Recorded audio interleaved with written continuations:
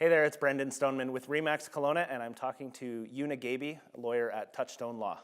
So now when people are selling a property, they also have to come in and sit down with a lawyer right around the closing date to sign off on all the final paperwork to complete the transaction. So what's involved on, as far as the lawyer goes and the lawyer's team goes in looking after the seller in a transaction?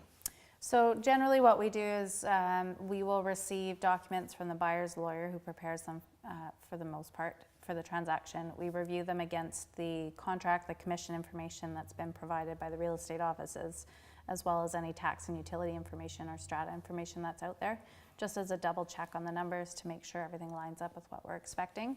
And then one of the primary roles of the seller's lawyer is to take on responsibility for getting any registered charges that are to come off on closing cleared from title. So if there's a mortgage on there, or there's a lien or a certificate of pending litigation, the seller's lawyer will be responsible for making arrangements to get those off.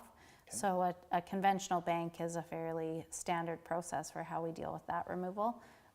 If there's judgments or liens or certificates of pending litigation, that can be a little bit more complex. But then the lawyer will take care of paying out or doing what they need to do to get those charges discharged from title, and then distribute the balance of the sale proceeds to the seller.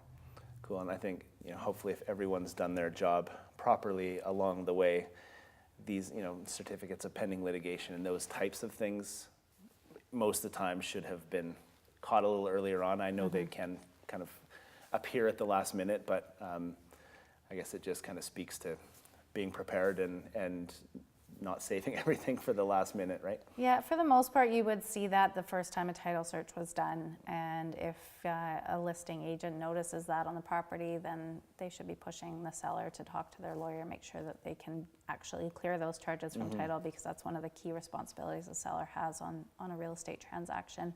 And again, getting the lawyer involved early if there's stuff like that can be helpful for sure.